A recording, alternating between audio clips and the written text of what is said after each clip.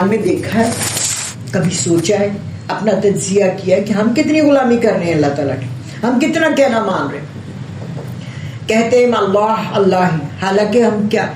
اب اسی میں یہ بھی بات بتا دوں کہ ہم اللہ اللہ کرتے ہیں، ہم اللہ نہیں کہتے، ہم تو اللہ کا نام ہی صحیح نہیں لیتے، وہ بھی ہم انکاری نام لیتے ہیں.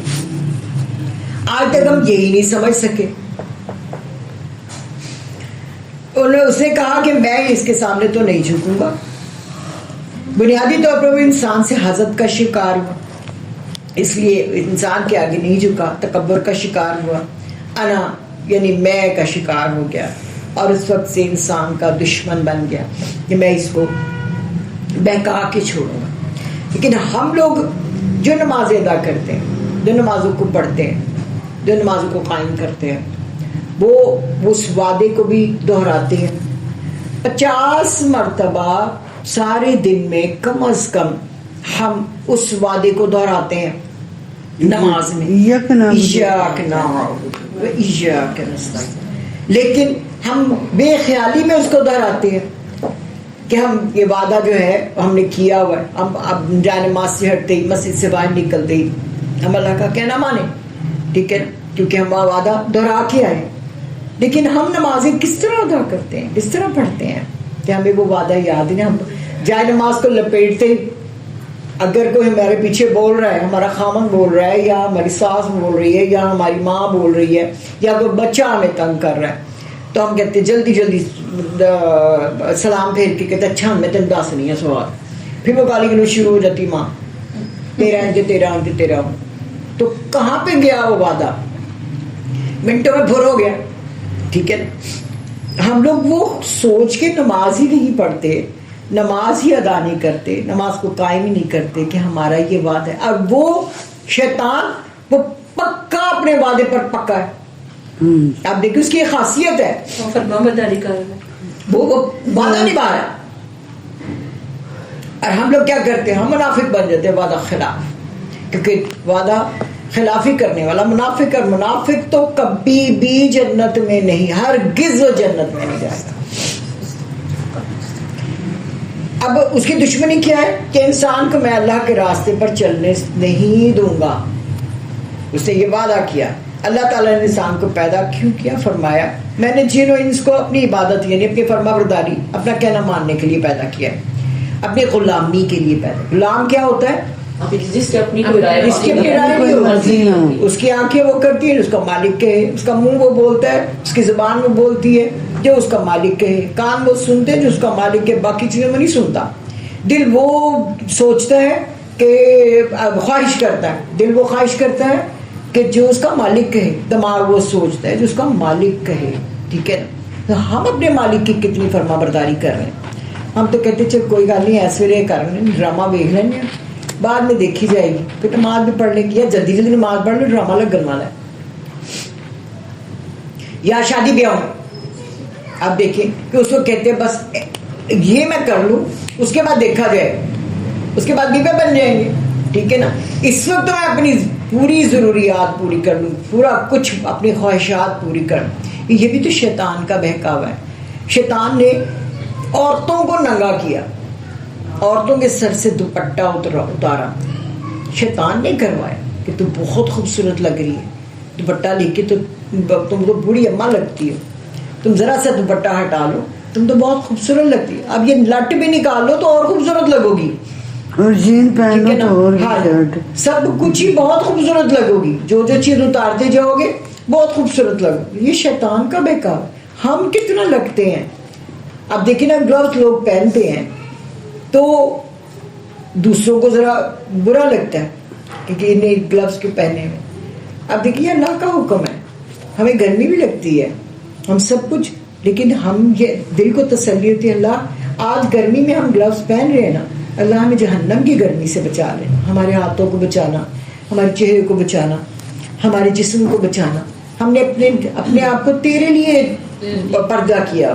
ٹھیک ہے نا، تو ہمیں تو بچا، جو جو چیز تیرے لیے ڈھک لی ہے ہم نے، ہمیں ہمارے اب جہنم سے اس چیزوں کو بری کر دینا.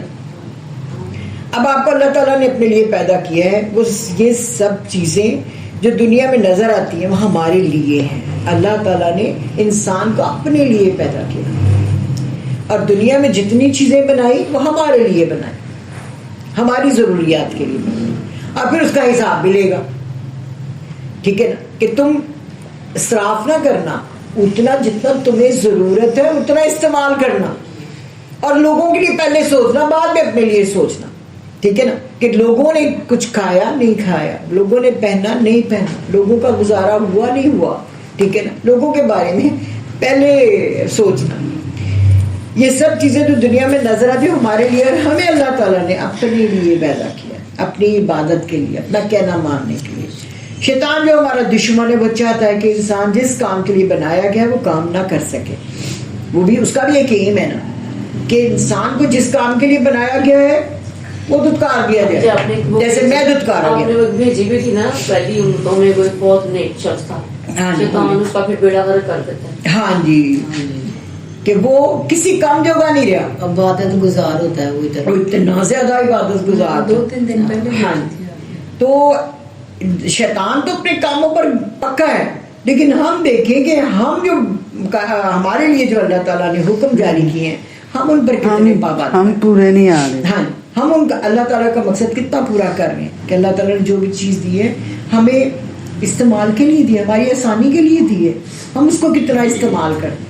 اب اللہ تعالیٰ نے فرمانا ہے کہ تجھے میں نے اتنی سانسیں دی، تو نے میرے لیے کیا کیا؟ میں نے تجھے اتنا اچھا، تو نے میرے لیے کیا کیا؟ میں نے تجھے کان دیے، تو نے میرے لیے کیا کیا؟ میں نے تجھے آنکھیں دی، تو نے میرے لیے کیا کیا؟ تو واقعی ہم کبھی سوچیں، میں نے تجھے وقت دیا، میں علم دیا، تو نے میرے لیے کیا کیا؟ تو ان جوابوں کے، ان سوالوں کے جواب ہم نے تیار کرنے ہیں اپنے عمل سے. تو کیا ہمارا دھیان ہے اس پر کہ ہمیں ایک لمحے کے بعد سوال پڑ جانے، سوال پوچھے جانے، ایک لمحے کے بعد ہمارا جو سایہ ہے وہ ہماری ملک الموت ہمارے اتنے قریب ہے. تو ہم نے جو جواب دینے ہیں، کیا ان کی تیاری ہے؟ صبح پیپر ہے ہمارا، یعنی اگلے لمحے پیپر ہے، وہ تو اگر صبح پیپر ہو تو کیا ہم ساری رات جا کے تیاری کرتے ہیں؟ تو یہ تو اگلے لمحے پیپر ہے، تو کیا ہم اس کی تیاری کر رہے ہیں؟ ہم کتنی کی تیاری کی ہے؟ ہمیں کیا ملے گا؟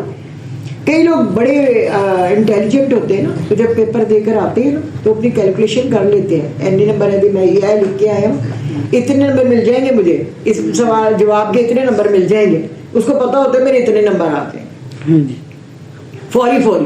اب میں فرسٹ پوزیشن میں ہوں یا سیکنڈ پوزیشن میں ہوں یا تھرڈ پوزیشن میں، مجھے کتنا اے پلس ملے گا یا خالی اے ملے گا یا بی یا ڈی جو بھی ہے، اندازہ ہو جاتا ہے. ٹھیک ہے نا، بہت سے لوگ میں نے ایسے دیکھے. تو کیا ہم لوگ اپنا اندازہ کر رہے ہیں کہ ہمیں کہاں پہ جگہ ملنی ہے؟ اگلے لمحے کون سی جگہ میں ہم جائیں گے؟ جنت الفردوس. اب مانگ ہم یہی رہے ہیں، لیکن اس کے لیے کر کیا رہے ہیں؟